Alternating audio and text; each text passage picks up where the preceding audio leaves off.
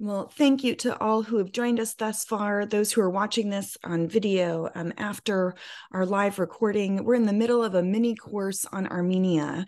You're joining Churches for Middle East Peace, and I'm very, very grateful for our speakers of the second week. Last week, we talked about the historic church in Armenia. We discussed the genocide of the Armenian people, which had devastating effects on the Christian community in Armenia. And we talked about how the ethnic cleansing and the genocide of Armenia in the late 19th century and the 20th century is even continuing today in the territory of Nagorno-Karabakh. In this session today, we'll be talking about the geopolitics, and I'm truly, truly grateful to our guests, both Mrs. Carla Kijveyan and Sonia Nersessian are joining us as experts about the geopolitical situation. And they each will give a brief presentation. We'll have opportunity at the end to be able to ask questions. They've come with some maps, so if you're not familiar with some of the territories we've been talking about, you'll have the opportunity to be able to discuss with them and ask questions. I did want to respond. We got a question after last week's session about why is Churches for Middle East Peace talking about Armenia? It's in the South Caucasus. It is not in the Middle East. So why is this an issue that we care about? And I wanted to be sure to just start with that before we begin. The Armenian story and history, we talked last week about Armenia being the oldest Christian state in the world. But as you know, Armenians exist all over the world, and the diaspora are one of the most influential and significant communities in the Middle East. In the old city of Jerusalem, as we also talked about last week, one of the four quarters of the old city is the Armenian quarter. I know Carla is from Beirut, and in the city of Beirut and in Lebanon, you know, Hagazian University is an Armenian university, and there's a rich and robust Armenian community in Beirut and in Lebanon. And so the Armenian presence throughout the Middle East is so critical and so vital. And one of our commitments at Churches for Middle East Peace is the sustainability of Christianity throughout the Middle East. And so as we look at Armenia and the struggle that's going on right now, the war between Armenia and Azerbaijan, we feel like this question about the sustainability of the church is so very critical to the sustainability of Christianity in the Middle East that we would be remiss to not engage and to ignore what's happening there. And so I wanted to at least respond to that before we engage. Please, as you join us, introduce yourself. We're grateful to have you here. Thank you for all who are present. And now I want to introduce you to our speakers. So I'll introduce them one by one. Carla Kijveyan, I'm so grateful Carla is here. I have so much respect for her work. I've had the privilege of knowing her for the past several years. She's the program executive for the Middle East at the World Council of Churches. She comes to us just having returned from Armenia and having been at the Lachen corridor. We talked last week about the attacks of Azerbaijan on the Lachen corridor, and she'll be talking to us having just returned from the region. At the World Council of Churches, her responsibilities include ensuring ecumenical and interfaith relations in the Middle East, planning, monitoring, and coordinating the programmatic work of the World Council of Churches on peace building in the region, as well as responding to the emerging challenges through specific ecumenical initiatives. I could go through her robust resume and her many, many accomplishments, but we're eager to hear from her about her experiences on the ground. I'm sure she's utterly exhausted, having just gotten back yesterday or in the last day. So thank you, Carla, for being with us. We're eager to hear from you about the current realities that are happening there and the history of the geopolitics of this conflict. So welcome. Thank you very much, May, for inviting me to be with you today and share some of what we lived in the past days and some of our reflections. But also thank you, a big, big thank you for the CMAP, for Churches for Middle East Peace, for this initiative and for highlighting the situation in Armenia, because indeed the Armenian people feel abandoned, the churches feel abandoned, and any support from worldwide support, especially from the Christian communities, is very, very much appreciated. And especially in these difficult times, it gives them a lot of moral support. So that's very much appreciated. Thank you. As you said, yes, I'm Lebanese. I'm born in Lebanon, and I'm the fourth generation of Armenian genocide survivors. So my grandparents had to cross the desert, come through historic Armenia, which is actually Turkey, until Syria, and then until Lebanon. So it is, the issue of Armenia is very much linked to the Middle East. I mean, it's a whole. And when we go through the maps, you will see that historic Armenia was actually partly in the Middle East. So we were in Armenia because we were receiving a lot of requests from our member churches, the Armenian church, to go and see the situation by ourselves, especially after the blockade, knowing that for the past, since December 2022, there is a blockade on this area of Nagorno-Karabakh, which means that the corridor that links Nagorno-Karabakh to Armenia was blocked by Azerbaijan, and that is against the peace agreement that was signed in 2020. So the people were having lack of food, medication, fuel, gas, electricity, etc. And the situation got worse in June when literally nothing was able to enter into this region. And, except for ICRC, and in total for the past 9 months, ICRC was the only international organization able to enter and go out, and they were only able to transport about 400 sick people who needed treatment in Armenia and maybe 70 family reunification. So WCC was very much involved in this conflict in the first war, 1988 and 1992. And at that time, we were able to bring together the religious leaders from Armenia and from Azerbaijan to work parallelly for peace, especially related to humanitarian issues, exchange of war prisoners, etc.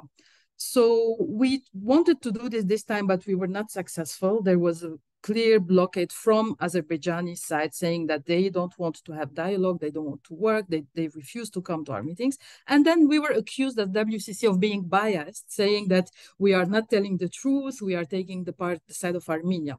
So our General Secretary, just before we go, we met with the Azerbaijani ambassador here in Geneva, and we said, okay, you are accusing us of being biased. We want to go and see, allow us to go and cross Lachin corridor. They did not allow us to cross the Lachin corridor, but they said, okay, you can go and see. So I will try to be quick. We arrived on the weekend, and then on Monday we had meeting with ICRC, and we had very positive signals saying that on that day, on Monday 18th, 2 big cargo were able to enter Nagorno-Karabakh from Lachin corridor and from Ardam corridor, which is from the Azerbaijani side. So they said the signals are positive. We hope things will evolve. So Tuesday early morning, we took the road to go from Yerevan to Lachin corridor, which is about 5 to 6 hours road. Everything was fine. We are just when we are arriving to the Lachin corridor, we start seeing signals of the army retrieving. I mean, Armenian army leaving the area and coming back. And for us, that was already alarming because the army should be there on the border. So why are they moving? But we did not know. We got stopped on several checkpoints until we were a few meters away from the Lachin corridor. We were there. I mean, we arrived and we wanted to talk to the people, do some interviews, etc. And then the army stopped us and they said, no, wait, something is happening. We don't know. We are not sure. And while we were there, the attacks started. The shelling started, the bombing started, snipers were all around us. So our presence even there, and we were exposed because we were just in the middle of the road wanting to see what's happening. So we were advised to go back to safer area. We went to Goris, which is the Syunik area, the south of Armenia, and a lot is happening there as well. So anyway, we went back to Yerevan safely. We made it after maybe 20 hours because things were not safe on the roads. And our aim shifted, our discussions shifted while we were there in solidarity with the people to see how we can put pressure to open the Lachin corridor and provide humanitarian access. Now, the whole area is already taken by Azerbaijan. People are dying. We don't know what will happen. They are blocked. Should they come to Armenia? Will they let them come to Armenia safely? Should they stay there? Because they were staying in Russian bases and Azerbaijan was saying, no, we will guarantee their security, etc. However, we know that this did not happen in the past. So there was a lot of this tension. And then we had meetings with UNHCR, who was organizing itself to register those who would arrive from from Nagorno-Karabakh to Armenia, Goris, etc. So we saw all of this. We saw the first signs of people arriving. We had discussions with the church and with the government. We met with the deputy foreign minister. We were supposed to meet the president, but it was a bit chaotic in Yerevan, as you could see. So there was this dilemma: should Armenia encourage these people to come to Armenia because we're worried for their safety, or should we encourage them to stay in their land because this is the historic land of these people, indigenous people, but then their life is in danger? So we were having all of these discussions, and then they said people should choose what they want to do, if they will come, etc. But there was another question, and maybe if you are following the news, you saw that the people in Armenia are very much upset on the current government, why the Armenian army did not go and fight when the bomb started. And this is where I said, I mean, we saw them not fighting and coming back. And the reality is that if Armenian army entered and into that fight, this was going to be a huge war in the region, because already Azerbaijan is accusing Armenia, saying that it's the Armenian army who is fighting in Nagorno-Karabakh and not the regional army, etc., etc. So I personally think it was a wise decision from the president, because we know that Armenia does not have the military forces or any kind of support to be able to lead such a big war against Azerbaijan at this time. So it was a wise decision to say the Armenian army is not fighting. They kept it local so that the scale would be limited. And this is what happened. So today we know that about 30,000 people already left the area, 30,000. And geopolitically, let me show you some maps so that I can explain a bit of the geopolitical context. It might be easier with the maps. Okay.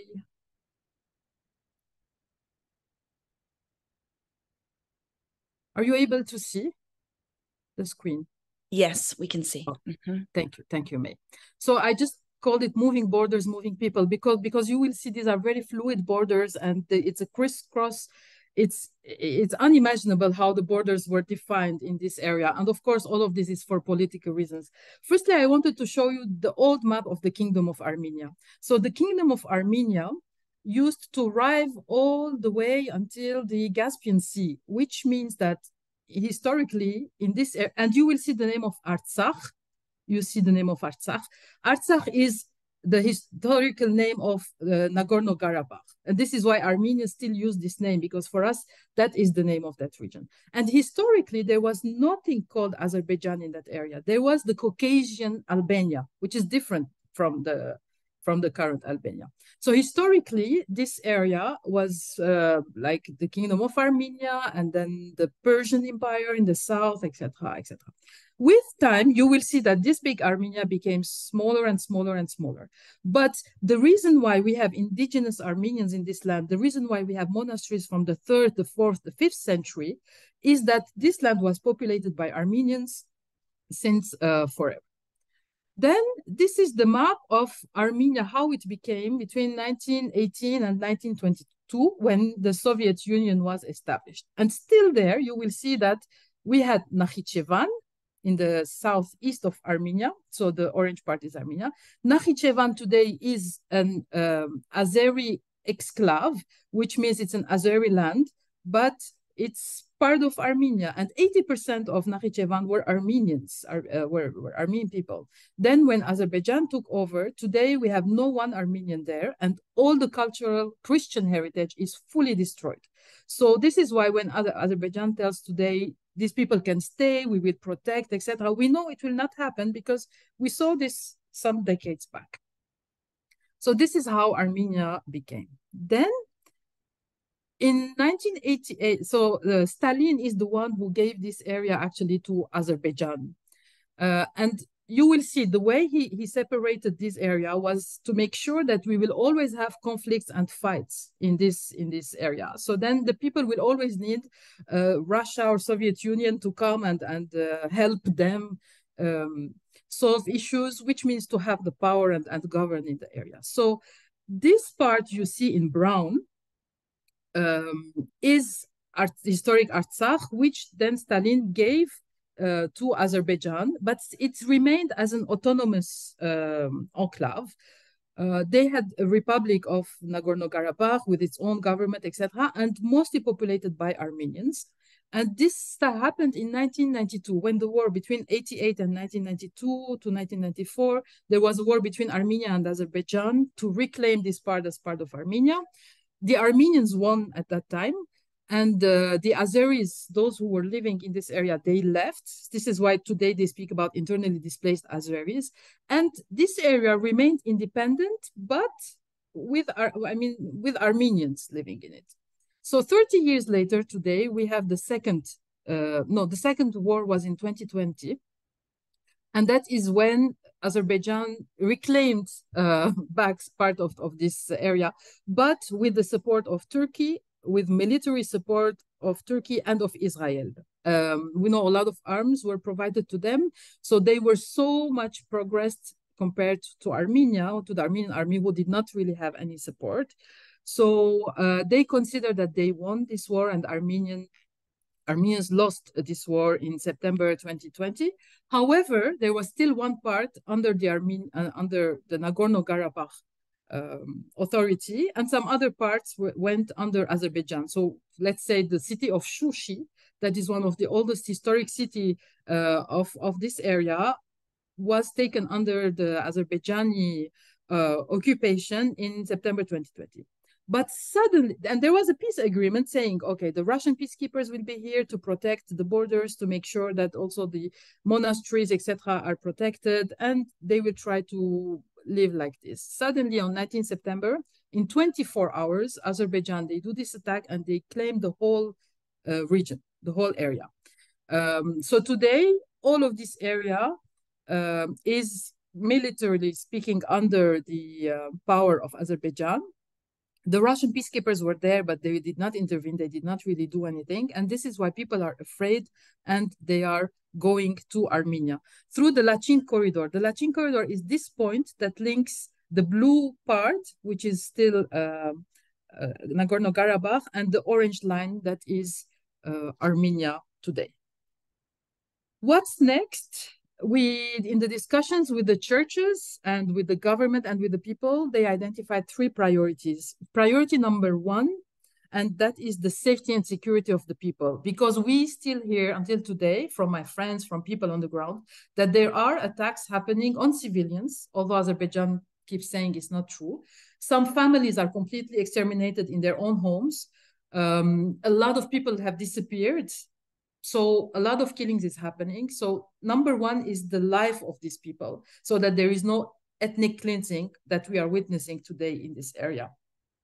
Second priority is the protection of the Christian heritage. In this area, we have a long list of churches, monasteries, cultural heritage, as I said, from very, very long centuries. I think maybe my colleague Sonia will speak more, will tell you more about that. But this cultural heritage, there is a big fear that it will disappear, because we saw it happening even in Shushi. Since 2020 until 2022, many churches were destroyed in Artsakh. So imagine now that they have all of the lands, what will happen? And the third priority is Armenia. Why Armenia? Because we know that this war will not end like this here. If you were following the news, on the 25th of September, Erdogan visited Nakhichevan together with Aliyev. Nakhichevan is that, I'm sorry, I will stop sharing. And I will show you again another map, from the same slides. Nakhichevan is here. Nakhichevan is this light color between Turkey, Iran, and Armenia. Okay, so it's on the border between Turkey, Iran, and Armenia. But it belongs to Azerbaijan. So what Azerbaijan wants is to link all of Azerbaijan with Turkey, because they want to go to do gas lines, fuel lines, etc., etc. So the whole aim is to link Azerbaijan to Turkey. And the only obstacle is this small Armenian country that is in between, and that is preventing them from being together. They say that they are one people in 2 states because they are all Turks ethnically speaking. So the only hope of Armenia today, unfortunately, is Iran, because we know that Russia left us alone. Russia is not going to do anything. The current government turns toward the West. The US is able to help if they want, but we know that the US has a lot of strategic engagements and agreements with Turkey, a lot of military bases in Turkey. So to which extent are they willing to really help the Armenians? We don't know. Iran would be willing because it's on their border. So there is also a threat to them about what happens in this area. One good development was that today the French President Macron, he announced that they will have a French military presence in south of Armenia, because now everybody is expecting that area to be attacked. So if the international community does not protect Armenia, very soon we will lose that part as well. And this means that vanishing Christianity in that area, so all of that area will be Turks. So the situation is very concerning. We are following day by day how things are happening. You can follow the speeches of the Turkish president or the Azeri president, and you will see there's a lot of hidden messages in those speeches about what is coming next. So really the fate of Armenia now depends on the international community. This is why all advocacy attempts are important, all of them. Even if you think it's small, it is not small, because only the international pressure on Azerbaijan can stop another massacre, another genocide, and the whole disappearance of Armenians from that area. I will stop here. I'm sorry if I was long. No, Carla, thank you so much. And I'm so grateful for your willingness to travel there and to come back and to tell us about the things that you saw and experienced. And I know that I have questions, and I'm sure that others will as well. So we will come back around to that. Before we do, I want to introduce our other panelist and guest. I'm very grateful to you. Sonia Nersessian is here with us, a past chair of the Armenian Bar Association. Sonia is a tax attorney who concentrates her law practice in estate planning and administration, tax planning on the succession of family businesses, the establishment of administration of charitable organizations and foundations. We should talk about that at another time, Sonia. I know that there's lots of things that you could teach me. But her current interest is to prevent cultural and religious genocide in the areas of Artsakh, now under Azerbaijani control. I was introduced to Sonia by Archbishop Viken Akazian, who sits on our board for Churches for Middle East Peace. The Armenian Apostolic Orthodox Church is one of the founding members of Churches for Middle East Peace. And I had the privilege of traveling with Archbishop Viken to Armenia last September, where I was able to see some of the things that Carla just spoke of. And Sonia, we're eager to hear from you, your thoughts and your perspective about what's happening and the historic geopolitics. So welcome.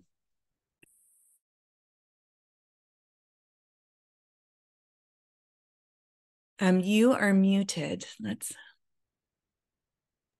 First, I have to say thank you for this opportunity to speak to everyone. And also, I want to tell Carla that she is my hero for being so brave in the Lachin corridor and for being there and witnessing what is happening. Because part of the problem with Artsakh and Nagorno-Karabakh, which she did not mention, is that not only was food and medicine cut off going into Artsakh for 9 months, but also the Azerbaijanis during the winter sporadically cut off the oil and gas to the area, so people were cold. They cut off the electricity to the area, so they were living in darkness. And they cut off the internet, so there was no opportunity and no ability for them to communicate with the outside world as to what was happening. So it's so important to have people witnessing on the spot what's happening. And I'm very grateful that I'm on this webinar with Carla and have heard her story, because it is heartening to me that people care enough to go to a danger conflict zone to see this for themselves. So thank you, Carla. I'm going to try to add a little bit to what you already said, to just give a little different context. I'm basically going to not do what I thought I was going to do, namely tell you some of what you already said. So I'm just going to add a few things. We've heard about the history and the early Christian history last week from my colleague Lena Hovhanessian and from Ambassador John Evans about the early Christian religious history of Armenia and the history of Armenia. And we know that the Armenians have already lived in Artsakh for centuries. That's something that is proven. However, that piece that Carla was talking about, Nakhichevan, which is hard to say, I get it, but let's break it down for a second. Let me just tell you the etymology of the word.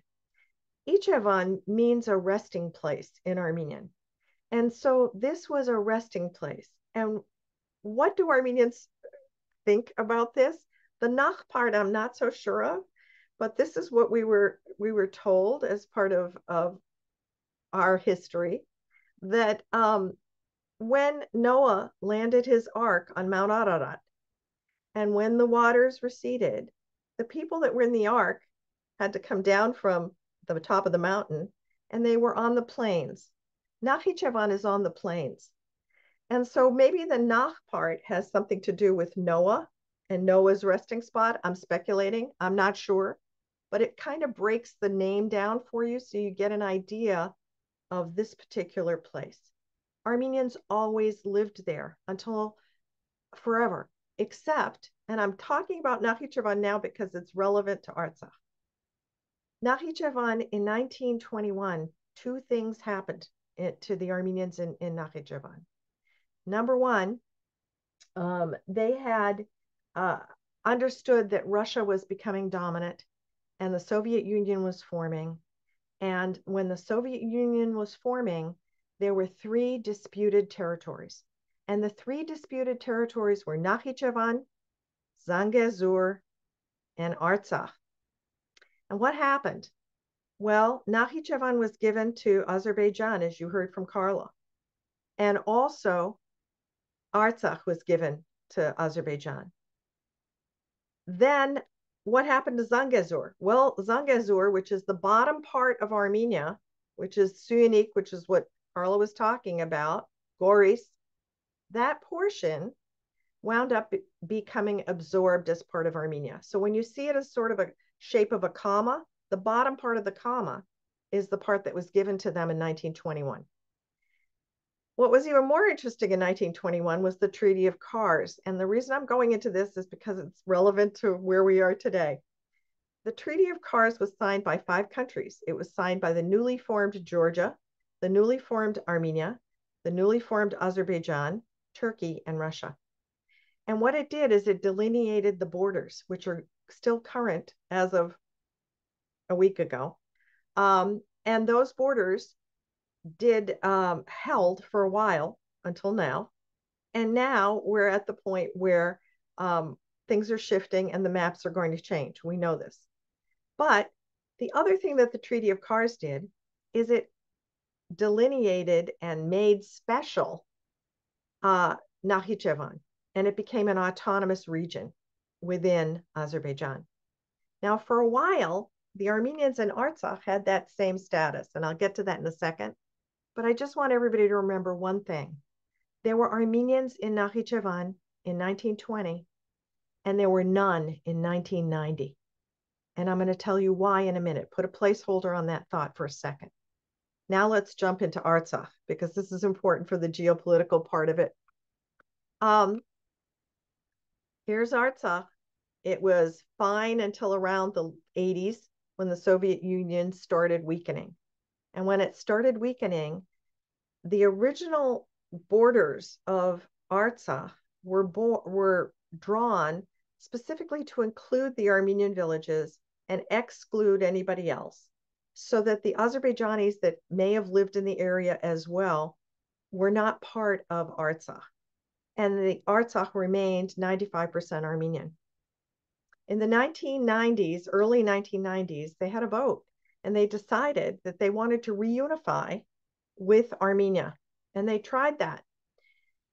And the European Parliament agreed that this was a good idea, that it might be fine, and condemned any conflict that there was between the Azeris and the Armenians.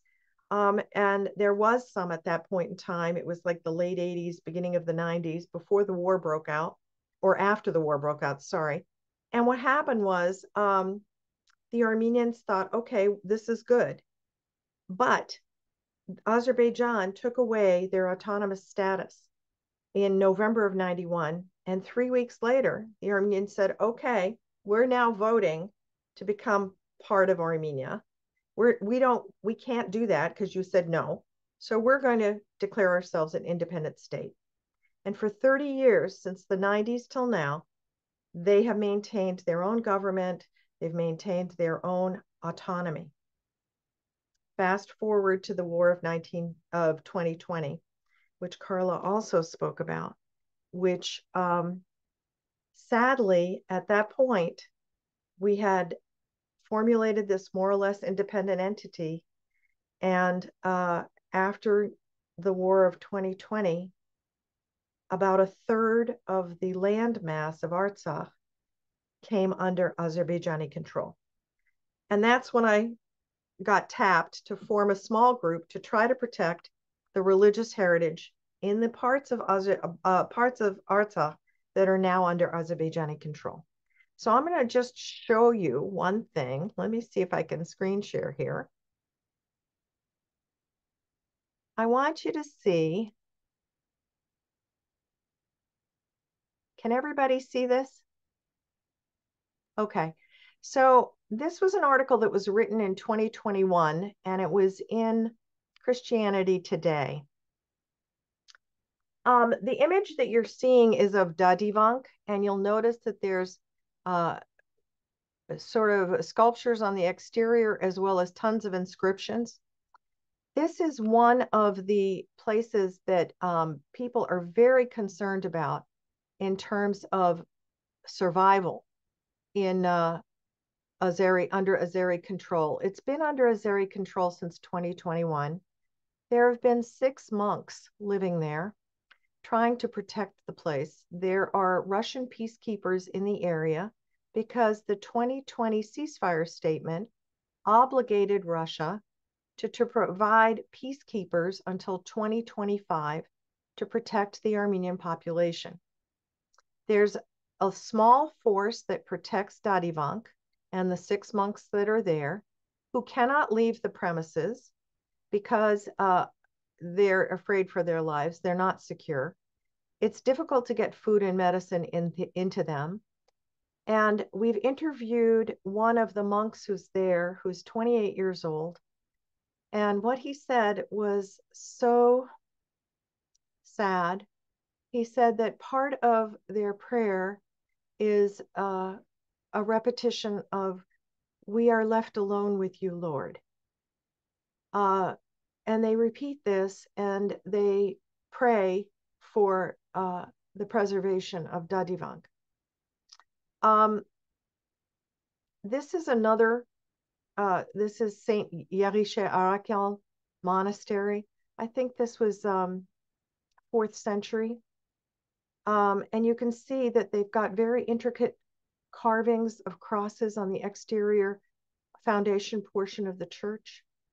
I can go through these. I mean, this is a lot of incredible religious heritage in Artsakh that we're very concerned about.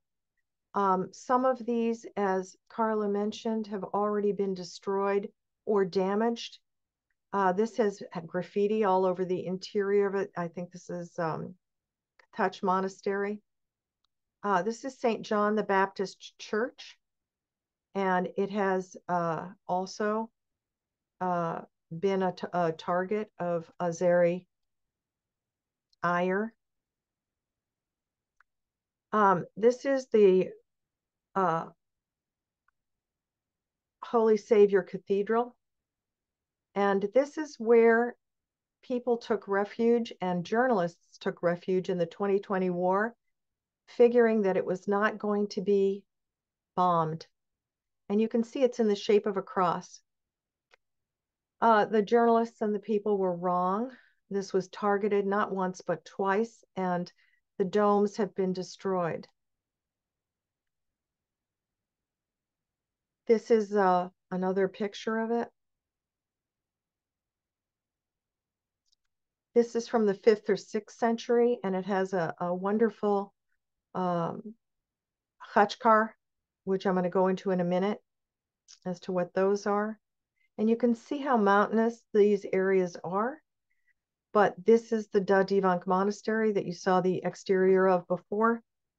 And this is where the 6 monks are in this very mountainous terrain. So this is part of what we've been concerned about. But somewhere when the blockade started last December, we shifted our priorities and started considering that we should also be concerned about the 120,000 Christian Armenians that were there, because they were under increasingly dire circumstances.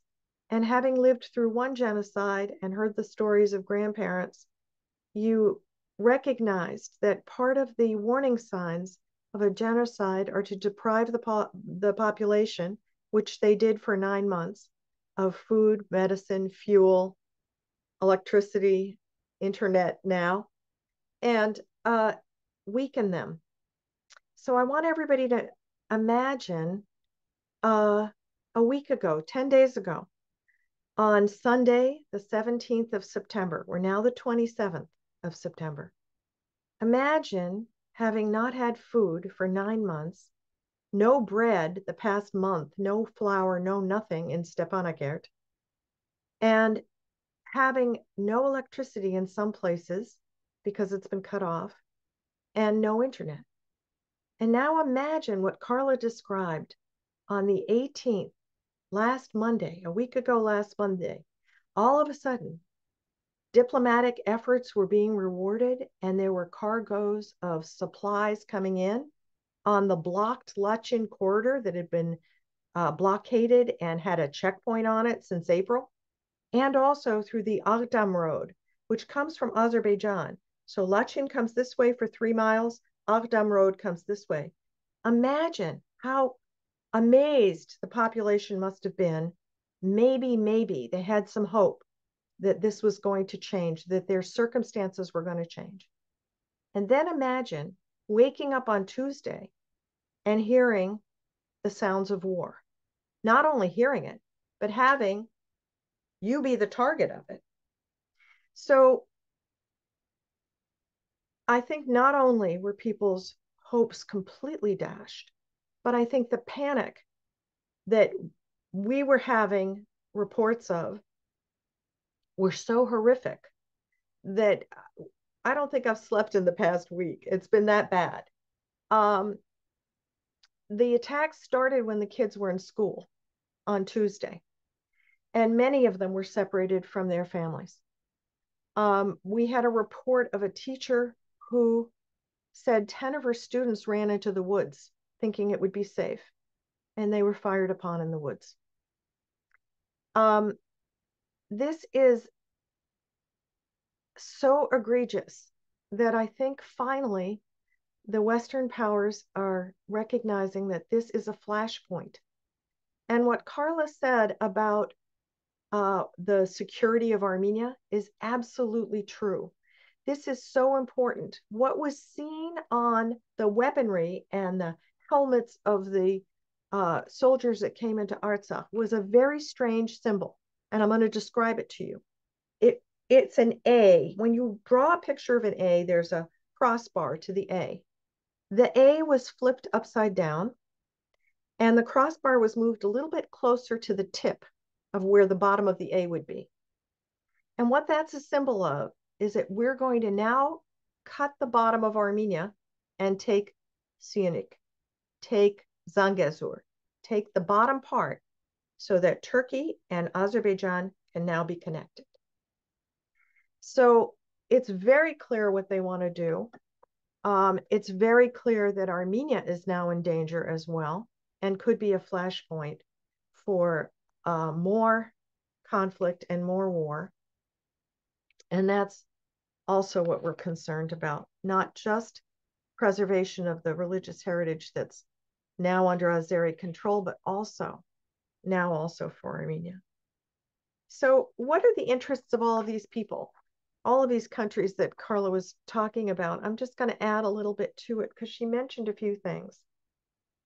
So the EU has been concerned since the Ukraine war about getting oil about getting fuel to Europe.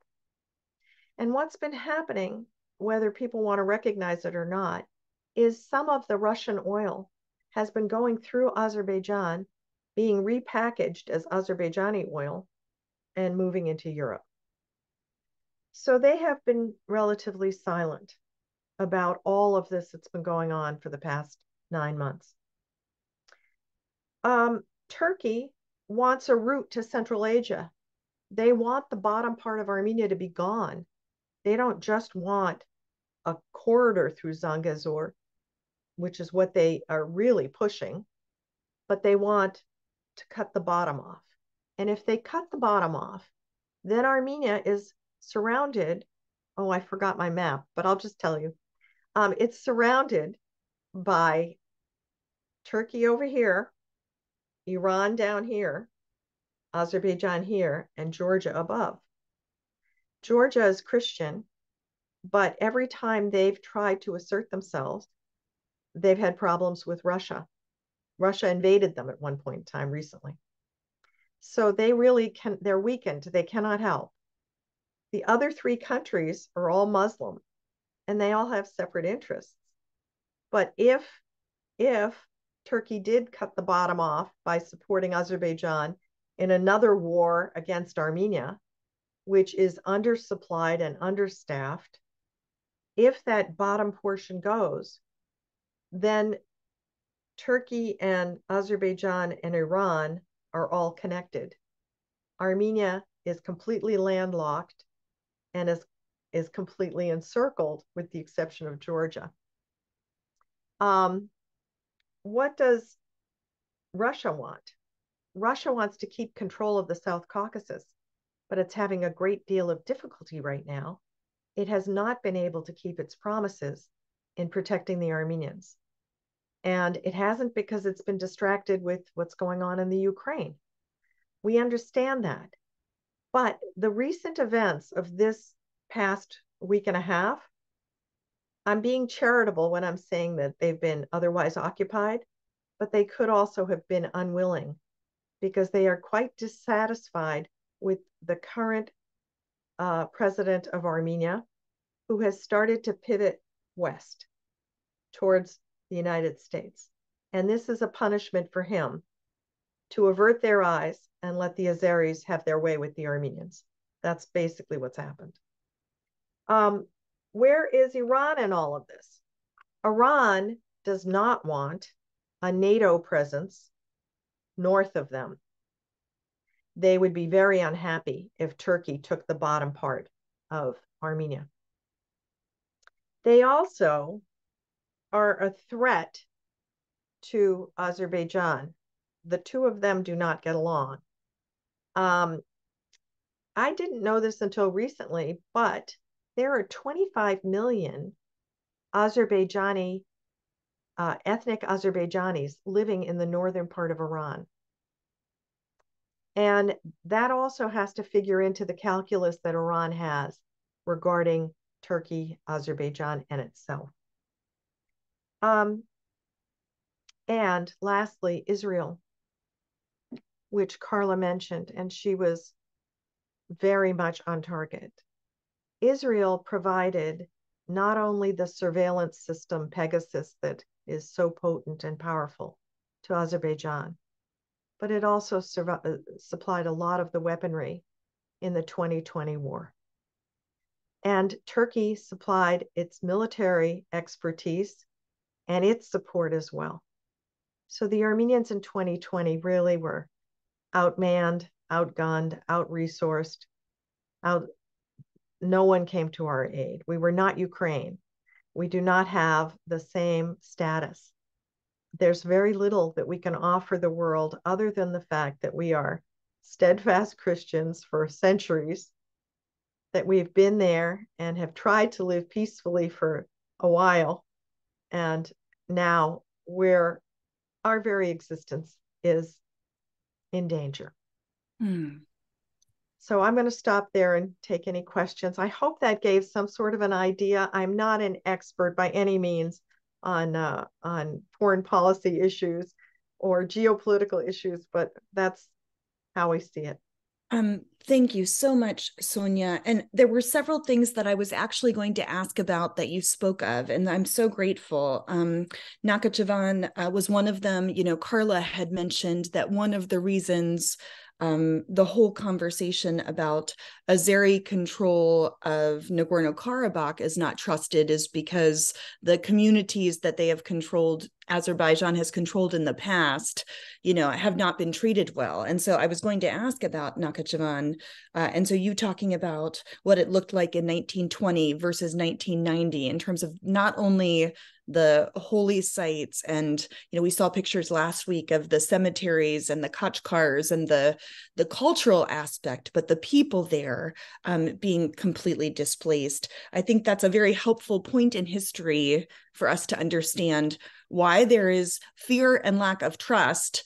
You know, a lot of the political conversations, you know, we hear similar to what Carla, you talked about in terms of the World Council of Churches, you know, being told that you're biased in this conversation. There's an attempt in some of the geopolitical conversations to talk about the politics apart from the people. And I think that that's really impossible to do. And so you can't ignore the history of what's happened. So thank you for raising that. And then speaking about the monks in Dadavank, I had the great privilege of being with a Catholicos last September, and he was telling us about the monks who at that point were having significant trouble last September before the blockade of the Lachen corridor, having access to food.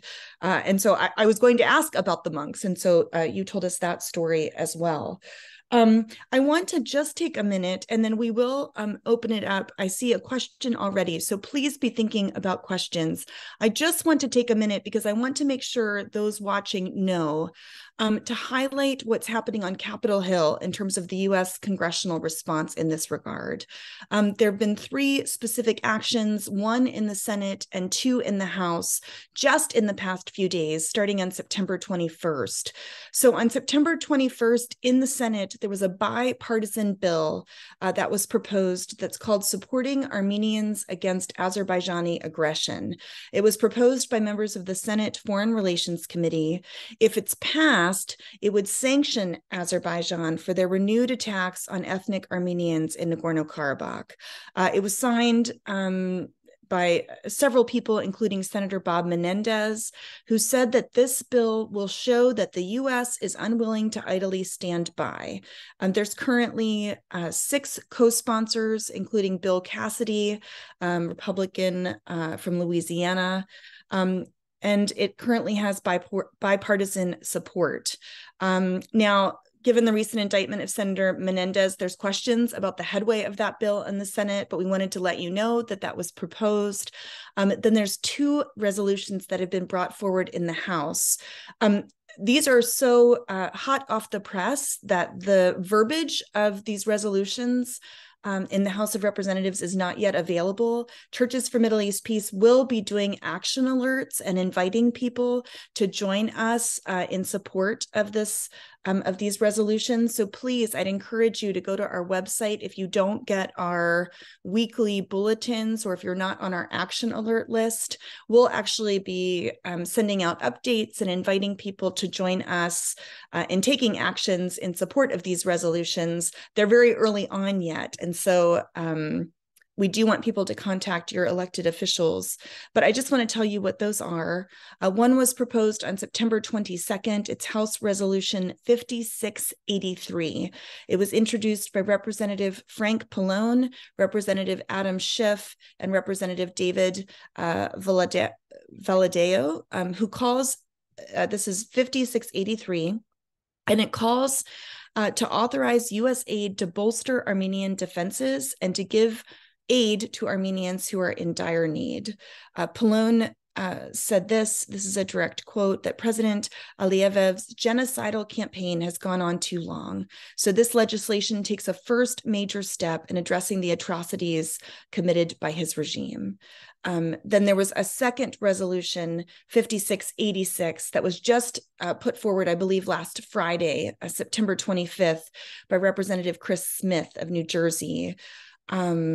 which hopes to call an end to all U.S. military assistance to Azerbaijan and to begin financing the Armenian military to impose new sanctions on those who've orchestrated the blockade and attack on Nagorno-Karabakh.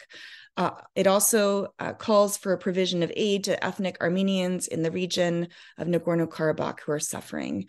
So far, that bill has two co-sponsors, Representative Gus Bilirakis from Florida and Representative Brad Sherman from California. It is also bipartisan. So I wanted to let you know there is action being taken on Capitol Hill. We have action alerts on our website. We'll have more information about that. We'd encourage you to sign up and to stay engaged and to please be involved. We're learning a lot about this from our experts here in this conversation, in this mini course. And so we'd invite you to take action. So now we have some time to ask questions. I see one here. It says from St. Michael's Church. Here's the question. If Turkey and Azerbaijan take Sinuk in southern Armenia, doesn't that remove Iran as Armenia's southern neighbor and replace it with Turkey?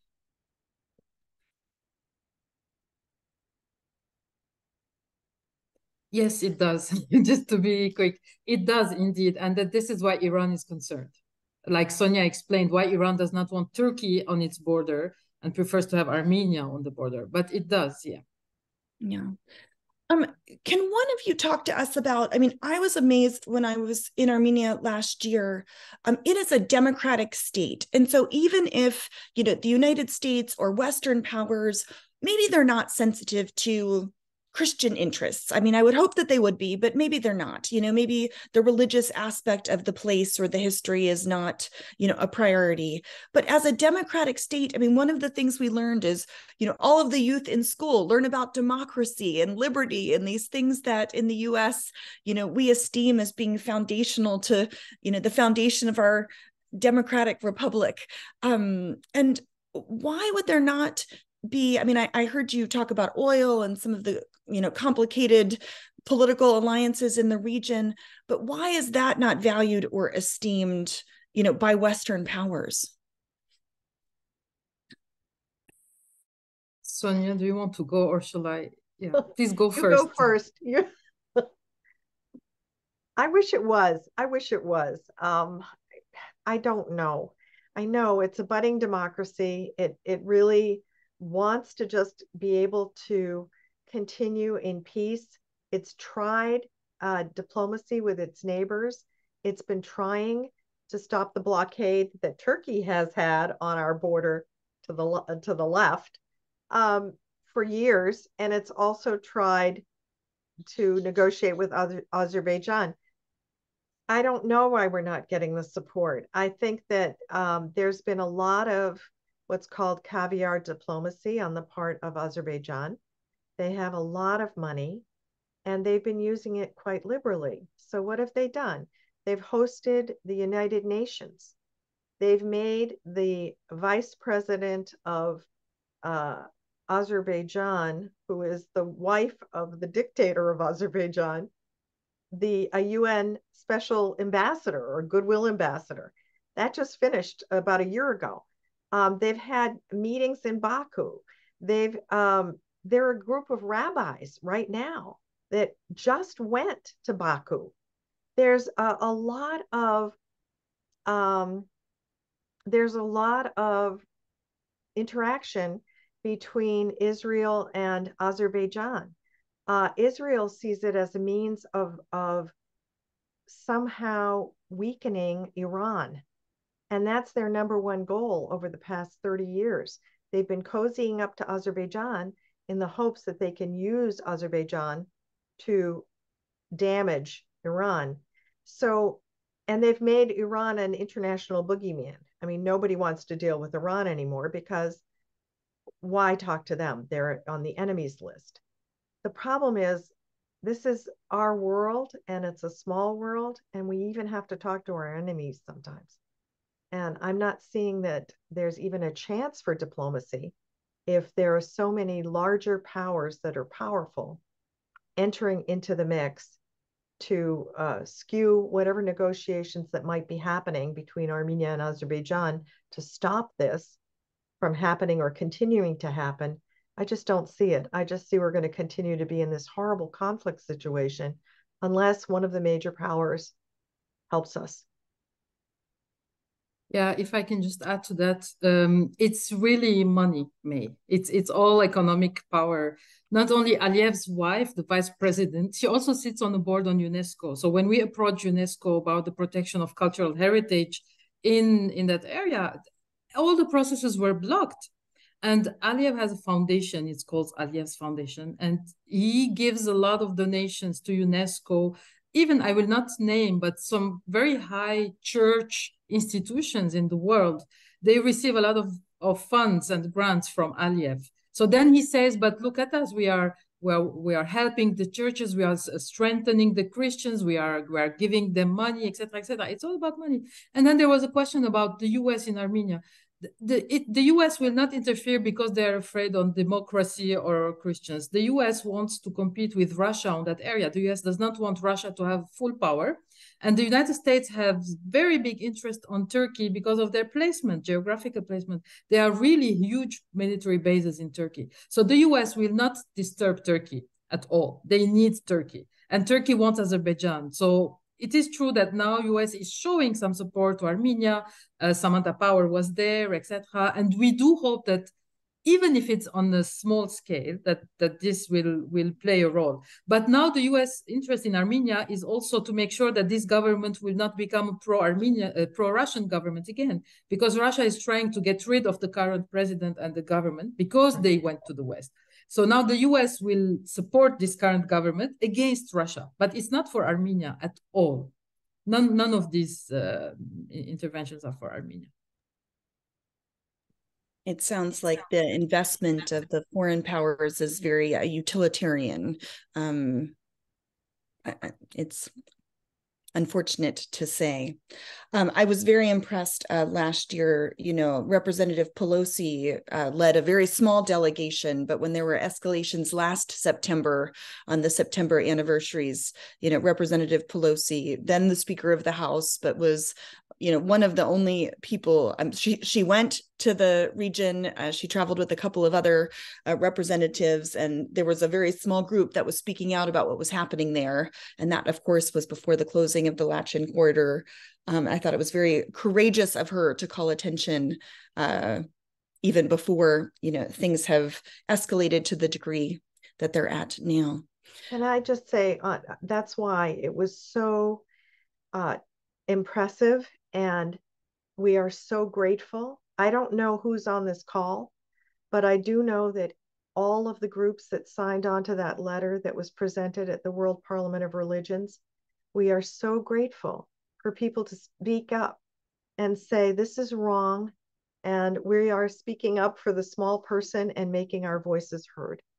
So if any of the people on this call were people that were involved in signing off on that letter to Secretary Blinken and President Biden, thank you.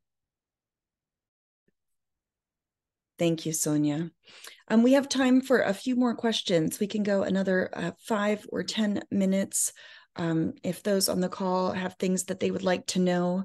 I think one of my questions is, as you talk about these complicated, political dynamics and U.S. bases in Turkey. One of the things we talked about last week, and we heard from Ambassador Evans was, even the recognition of the historic aspect of the Armenian genocide was the reticence to even talk about history because of the contemporary geopolitics. Do you see a way forward? Do you see, a potential resolution that could protect, the Armenian population in Nagorno-Karabakh and the democracy, that's thriving in Armenia proper? Where do you see hope for resolution? I would say 2 things. The first one is very practical. The Armenian government and us, the WCC and many international organizations, we are asking now for the presence of international military protective presence in that area, because it's only the international presence that will make sure that these people are really protected. I mean, if Azerbaijan is really saying, look at us, we will take care of you, etc., then let the international community come and see how you are protecting. Because when they said that they are protecting the cultural heritage, there was the proposal that UNESCO would send a delegation that will visit the Azerbaijani side of Artsakh and the Armenian side, because they also had allegations that Armenians destroyed all the Islamic cultural heritage, etc. So there was going to be like a monitoring or an assessment delegation, and Azerbaijan stopped it, and they still stop it until today. So we need international military presence. As I said, France said that they will send military presence and the consular presence in Syunik, in south of Armenia. I don't know how far they will go, but this is already at least a sign, because Ursula von der Leyen just last week, the president of the European Commission, just last week, she said, we will never question our support and strong relationship with Azerbaijan, who is one of our strongest allies. So the European Union as itself will not help, but some governments and states can take these initiatives. And the second thing, honestly, May, you were saying, what does Armenia has to do to the world? Like Sonia said, simply being Christians. My colleague was asking me, because we're having this conversation, so Azerbaijan gives gas, Turkey gives military weapon, etc. What do Armenia gives? I said churches. The only thing we have, our only resource is churches. The number of churches that are present in Armenia maybe equals all the other churches in the whole world. Every step there is a church, every road, every street, churches for centuries. That is all we have. And we do believe, and there is a very strong faith in the Armenian people, that God will not let us alone. Yes, the situation is very difficult, but in the whole history, we've had so many difficult situations, massacres, genocides, etc. And the Armenian people, even today, under the bombs, they still have faith that God will protect them. Because the international powers will not do it, the political power will not do it, but God will find a way. I'm sure He will find a way. And like Sonia said, yes, the children at noon, they were in schools and they were bombed. And when you heard the parents of these children, they were saying, we know that God is here and He will not let us alone. So it's our faith that saved Armenia in the past, and I think it's our faith that will save us today as well. That's a beautiful testimony to the resilience and that's the heritage and the presence and the fortitude, of the Armenian Christian community. Thank you. That's beautiful, Carla. Any last questions? I don't want to cut anyone off if anyone is eager to ask anything who's present with us. Well, I would love to give each of you an opportunity to share a last word before we close. I'm really grateful. I think the things that you've shared are so helpful in terms of, we're hearing about the history, we're hearing about what's happening in this moment today. And I think it's so important that we're hearing about, for those of us who are American, our opportunities to be able to engage our elected officials, because we have a role to play. So we can use our voices, we can tell about the things that we're learning, we can call our elected officials. Churches for Middle East Peace, we have advocacy summits. We'll have one next April, but we don't have to wait until you can come to Washington, D.C. We can pick up the phone. We can send emails and letters. As I mentioned, we'll have an action alert coming out very soon. So we do encourage you to engage and stay in touch with us. We do have a question from Evelyn. What is Anthony Blinken's position on the current situation in Armenia and Azerbaijan? I better take that one. I wish I knew. I don't know. He has received letters. He's received your letters. He's received our letters. I don't know. I think it's encouraging that Samantha Power is there offering humanitarian assistance. However, I wish we weren't in that position. I wish someone had intervened earlier to be able to stop, even if we could turn the clock back to last September, to last December, to stop the blockade, to stop all of this misery, to stop all the soft genocide that has been happening over the past several months, and no one intervened for whatever reason. So I don't know what his position is. I hope he changes his position and finds that support of the Armenians and and in Artsakh and in Armenia is important. We'll have to wait and see. Thank you, Sonia. We do have a relationship. There's a National Security Council member who is responsible for the South Caucasus, and we've met with him previously. After this mini course, we'll have another meeting with him to talk about some of the things that we've learned, hearing from Carla's first hand experience on the ground and the discussions that we've had together. We'll follow up with him directly as well. I think this will be our final question. Any possibility that the UN would send peacekeepers? As you were talking, Carla, about international presence, what about the UN peacekeepers? Is that a possibility? The request was made formally to the UN, but we don't know how the UN will respond. We hope they would respond positively, but we don't know. Although I have my own questions about the UN peacekeepers. We see them in south of Lebanon, but still, at least it's a protective feeling for the people. Because I forgot to mention that when we were there, we met with the EU mission, monitoring and protective mission in Armenia. So this was a request that was there for 2 years, and it only became real the past month. So we met with them. They have patrols that go on the border between Azerbaijan and Armenia. They don't do anything, they don't intervene, but their presence, the people there living there, when they see the EU flag moving around, they said they feel safe. They really feel safe, and that helps them to stay in their homes, to stay in their village, because otherwise they will leave. So any presence, even if it's symbolic, it really helps the people. It really gives hope that they are not alone, that some people are here, they are seeing. So I would also invite whoever is here, go and see if you can. Go and see, because that will change your own experience. We had with us the president of the Swiss Protestant Church.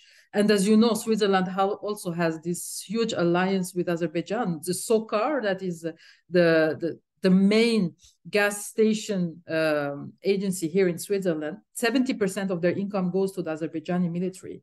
And although we tried to do a lot during the war, we did not succeed. But now that the president herself went there, she saw, she lived being on Lachin, seeing bombing, seeing people, etc.